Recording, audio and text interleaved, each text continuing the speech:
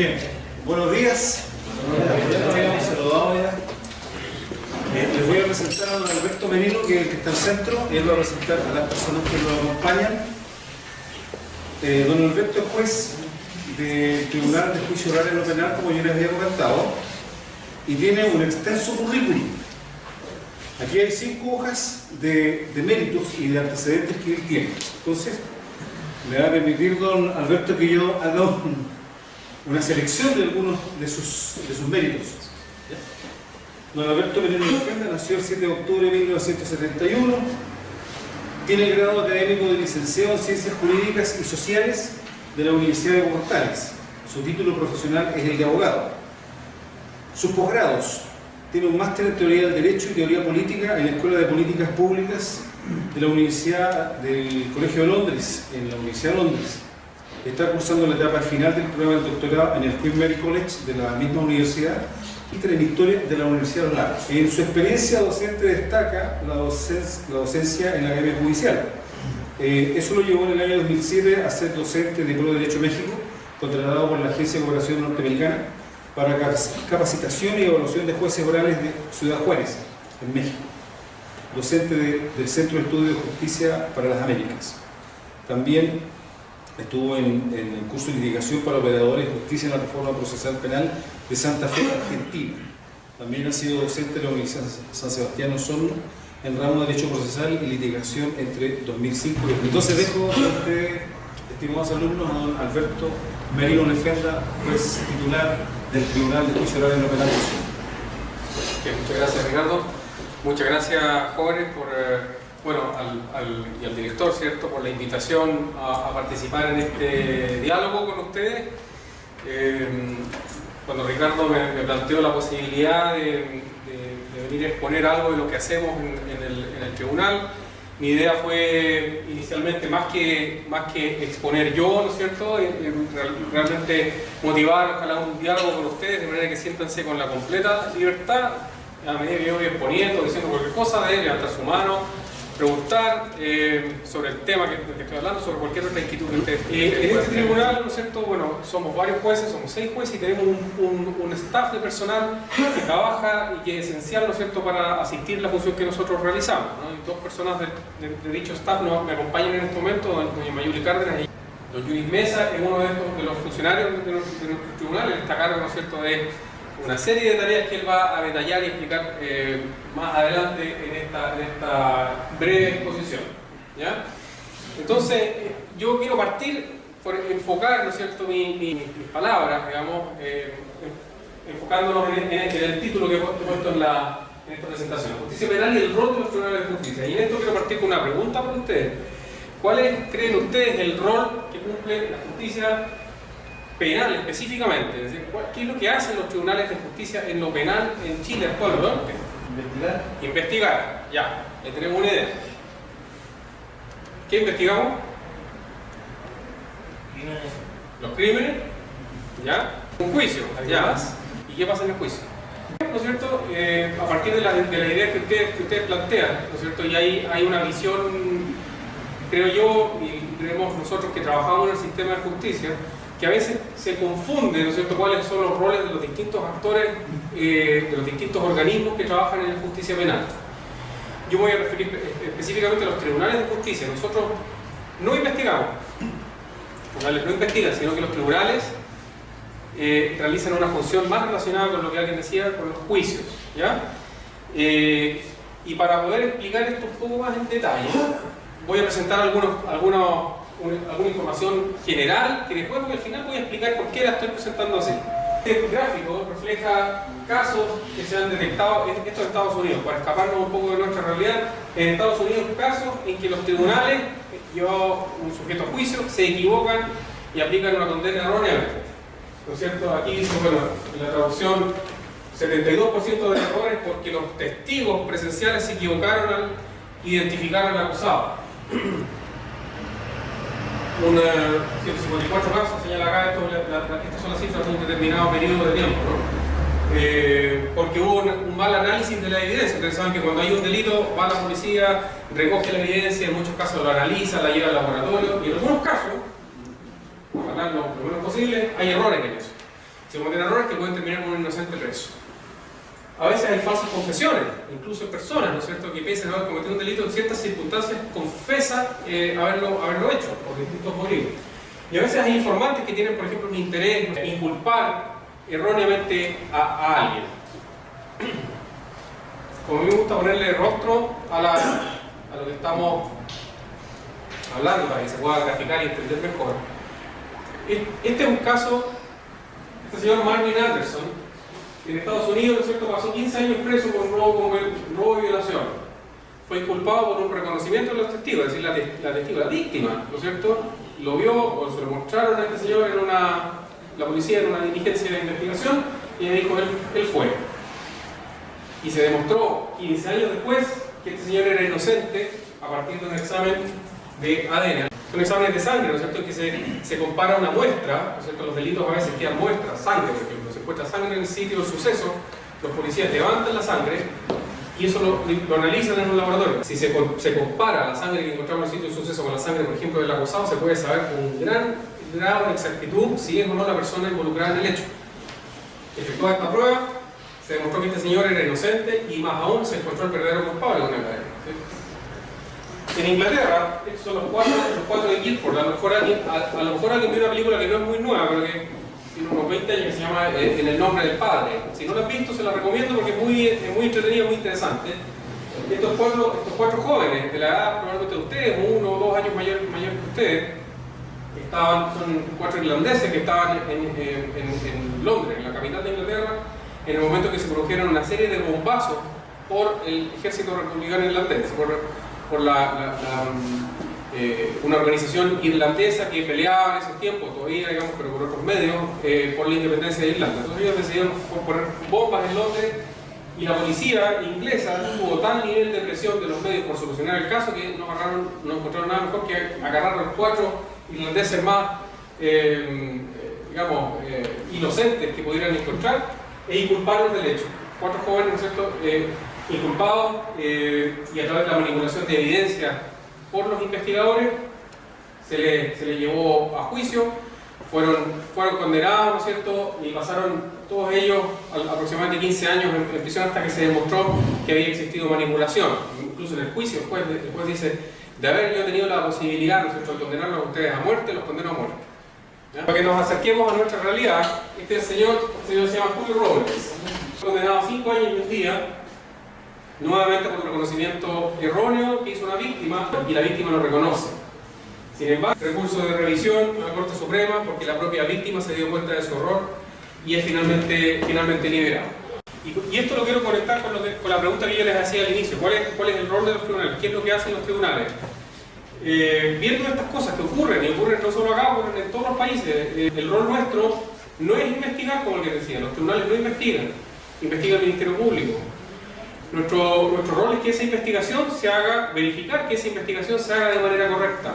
Y nuestro rol es evitar que este tipo de cosas ocurran, ¿no? Es decir, que se pueda condenar a quienes son culpables de un delito. A los que cometen un delito, un crimen contra alguien, se le debe aplicar una sanción correcta, una sanción justa, pero debemos minimizar el riesgo de que este tipo de errores ocurran.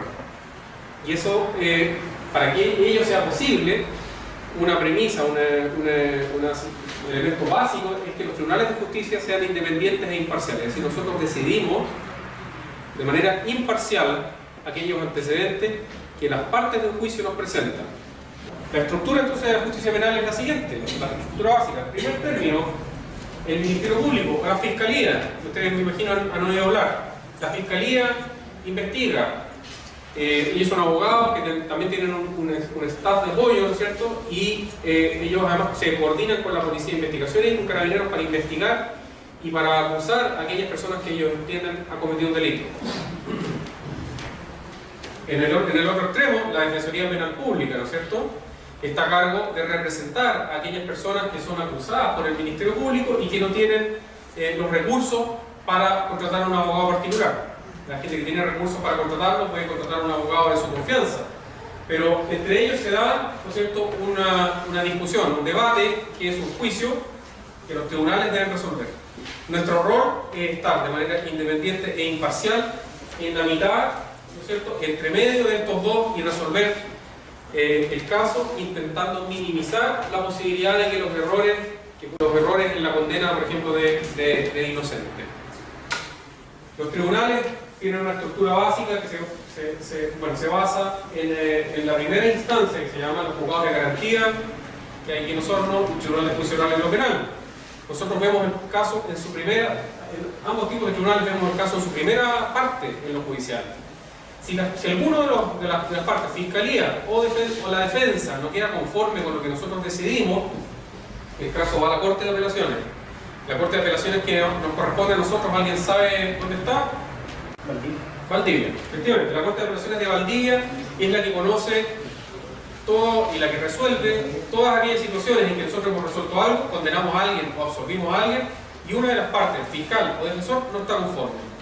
Y en algunas situaciones esto puede llegar, ¿no es cierto?, más arriba a la Corte Suprema, que está en Santiago y que se compone por 23 ministros, ¿no es cierto?, que son gente muy experimentada y que tienen que resolver los casos, digamos, en su última etapa, los casos normalmente que hay mayores discusiones. Todos estos señores aquí son los ministros que yo les decía, el presidente de la Corte Suprema, ¿no es cierto?, a ellos les toca resolver algunas de las situaciones de mayor complejidad. Respecto de lo que hacen los tribunales más específicamente, en nuestro tribunal, el Tribunal de Juicio Oral Penal de Osorno, nosotros resolvemos o conocemos casos en general de los más grandes que ocurren en la provincia de Osorno. Es decir, casos en que la Fiscalía pide una condena para el sujeto superior a 5 años, que son ya los delitos de mayor gravedad. Los juicios entre ríos, mi opinión, son aquellos en que hay mayor discusión, digamos, mayor debate entre las partes, ¿no?, en que el resultado es más incierto. Es como el partido de fútbol, los partidos de básquetbol, ya que con el primer jugamos básquetbol el mismo equipo, en que el resultado es más incierto y por lo tanto estamos hasta el final, ¿no es cierto?, hasta el sonido de la chicharra al final, sin saber, incluso los jueces, ¿no?, cuál va a ser el resultado. Nosotros comenzamos el juicio, recibimos en primer término los alegatos de los abogados, después escuchamos la prueba. Los testigos tienen que ir al tribunal y hablar de lo que vieron y hablar públicamente frente a nosotros, frente al acusado y frente al público. Cualquiera de ustedes que puede ir a sentarse ahí a mirar, ¿no?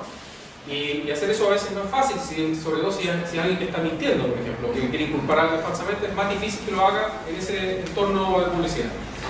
Y después de todo el debate que se produce, los tres jueces nos retiramos a deliberar, a discutir sobre la solución del caso. Y esas deliberaciones, esas discusiones a veces son muy, digamos, en algunos casos es fácil, ¿no?, porque estamos todos bien de acuerdo, pero en otros casos son mucho más complejas, porque el caso es así complejo. Y por lo mismo, respondiendo a tu pregunta, más entretenido, ¿no? No sabemos hasta el final cuál va a ser el resultado. Antes de llegar el caso a mi tribunal, que es el Tribunal de Juicio Oral, el caso pasa por el juzgado de garantía, que básicamente tiene el rol, ¿no es cierto?, de cuidar que la investigación que hace el fiscal y la policía se enmarque, respete la ley, es decir, respete los derechos de las personas, nada más.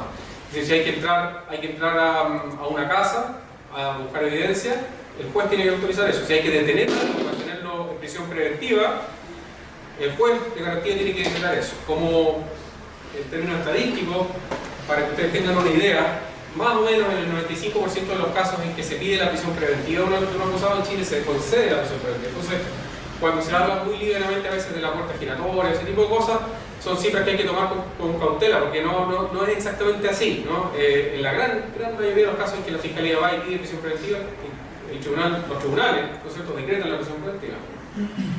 Y por lo tanto una persona presa durante la investigación hasta llegar al juicio. Muchachos, preguntas. ¿Cuál es la diferencia entre un juez y un magistrado? Solo de término, ¿ah? Los jueces y magistrados en Chile son lo mismo. Sinónimo. Sí. En Chile, en otros países es distinto. En Chile era distinto y el juez antiguamente en Chile a él le tocaba hacer de todo, ¿no? Le tocaba investigar, le tocaba después de investigar acusar y después de acusar enjuiciar y resolver. Eso con la reforma procesal penal se dividió y nuestro sistema ahora es muy similar a los países que tú mencionas, que viene a ser una tendencia, diría yo, no sé si mundial, pero al menos sí regional. Es decir, en Latinoamérica la mayoría de los países está evolucionando y cambiando su sistema a este modelo. Es decir, un juez que solamente se preocupa de resolver el caso, por un lado el fiscal que acusa y por otro lado el defensor que de manera oral, ¿no es cierto?, en alegatos orales presentan sus casos para que sean resueltos por el tribunal. Dice que había 3 jueces en una sala al entrar a deliberar, ¿cómo se dice? Si uno de ellos está en contra, ¿qué va a pasar? Si hay uno en contra, por eso que el motivo es que sean 3, ¿no es cierto? Porque si hay uno en contra, se adopta la decisión por mayoría. Entonces se dicta la sentencia es una resolución escrita, ¿no es cierto? Y es bastante larga, normalmente debiera tener bastante análisis. Y en esa sentencia, si estamos los 3 jueces de acuerdo, se redacta el acuerdo. Si hay uno que tiene una diferencia, entonces los 2 que llevan la mayoría redactan la sentencia y el que tiene el voto en contra, o que no está de acuerdo, él al final, ¿no es cierto?, se pone, digamos, con el voto en contra del juez X, ¿no es cierto?, quien estuvo por condenar por los siguientes motivos. Y él redacta su propia opinión sobre este caso. Eso a veces es muy importante porque ese caso puede ir después a la Corte de Apelaciones. Y para la Corte de Apelaciones no es lo mismo cuando llega un caso que está con los 3 jueces de acuerdo a cuando los jueces mismos están en discusión. Pero se resuelve de esa manera, por mayoría. Matías Cuevas, del curso cuarto año medio de Mecánica Industrial, pregunta: ¿usa la misericordia en sus casos?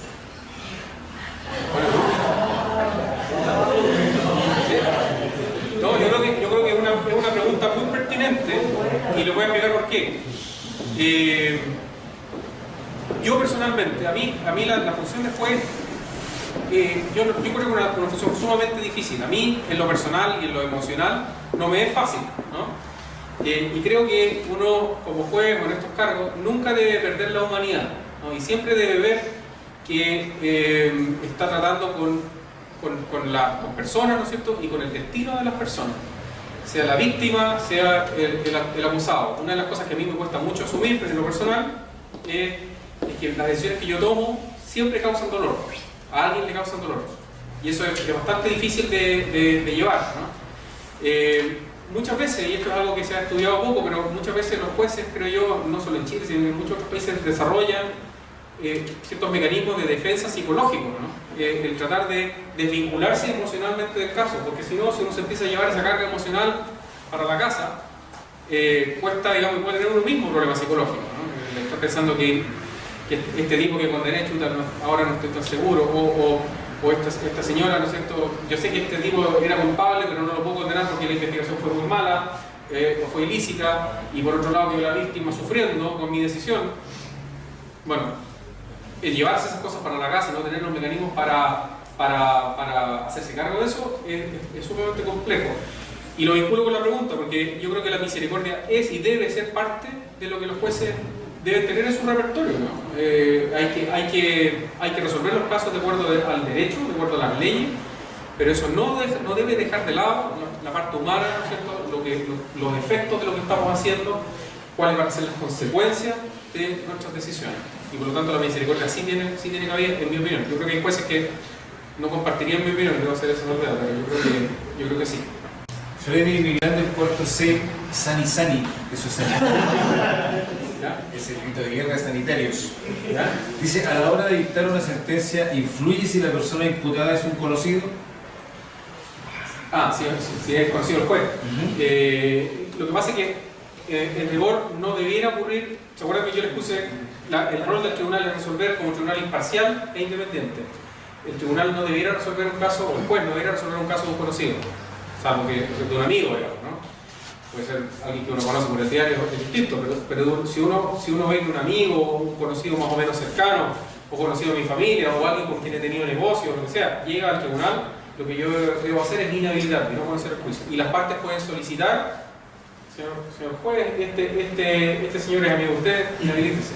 Y eso es lo que debiera ocurrir. ¿Eso es lo que se llama incompetencia? Claro. A ver, la incompetencia va a nivel de todo el tribunal, pero se llama recusación en el caso de un juez en particular. Matías Basualto, del cuarto año de Mecánica Industrial, pregunta: ¿cuál es el caso más complicado que ha enfrentado? A veces son complejos por distintos motivos. A veces porque uno no está muy seguro de lo que va a decidir. Y hay otros que son complejos por la gravedad de los hechos que uno conoce, ¿no? Recuerdo, por ejemplo, el caso de la niña que murió en la Villa Olímpica hace unos años. Ella, ¿se acuerdan? Bueno, el caso era complejo por la gravedad de los hechos, porque era una chica, ¿no es cierto?, de la edad de ustedes, haciendo deporte, que muere en circunstancias terribles, y nos tocaba a nosotros decidir, además, respecto de un sujeto acusado por este delito, tomar una decisión muy drástica, además, ¿no? Tomar la decisión de aplicarle o no la condena más alta que se puede aplicar en el sistema chileno, que es el presidio perpetuo calificado, que significa mínimo 40 años de prisión, que fue definitivamente lo que se aplicó en ese caso. Pregunta Matías, ¿no ha recibido amenazas después de casos difíciles? No, afortunadamente no. La organización de nuestro país tiene muchos defectos, pero también tiene algunas virtudes, y una de esas es que mantenemos cierto espíritu cívico y cierto respeto por la institucionalidad en general. A mí me tocó impartir cursos para jueces en Ciudad Juárez, en México. Ciudad Juárez, para que ustedes se ubiquen, es el norte de México, justo en la frontera con Estados Unidos. Hasta Río Grande hay un puente que divide México, la Ciudad Juárez, ¿no es cierto?, de la ciudad del Paso en Estados Unidos. Y es el centro del cartel de Juárez, uno de los carteles más grandes de distribución de drogas del mundo. Y ahí los jueces, bueno, una de las personas que a mí me tocó hacerle clase en ese caso, de hecho, murió, fue asesinada por un narco, digamos, al año siguiente. Y efectivamente allá el riesgo sí existía, y ellos sentían el temor y la presión de ese tipo de cosas. Ojalá que en Chile cuando empiezan ese tipo de fenómenos a darse, quiere decir que la institucionalidad del país está en muy malas condiciones. Ojalá que no ocurra. Víctor Toledo de Sani pregunta si ha recibido intentos de soborno. No. A ver, no. Intentos de soborno no. Lo mismo que lo anterior, digamos. Por un lado las amenazas, por otro lado los intentos de soborno serían reflejo de una muy mala institucionalidad. Afortunadamente, yo no he recibido eso, y por otro lado, el sistema lo hace bastante difícil, porque uno como juez, digamos, no está en contacto directo con las partes, ¿no? A uno llegan a la audiencia y uno no, sería más fácil si uno tuviera el contacto directo con los involucrados. Llegan a la audiencia, nosotros los escuchamos, nos retiramos, decidimos.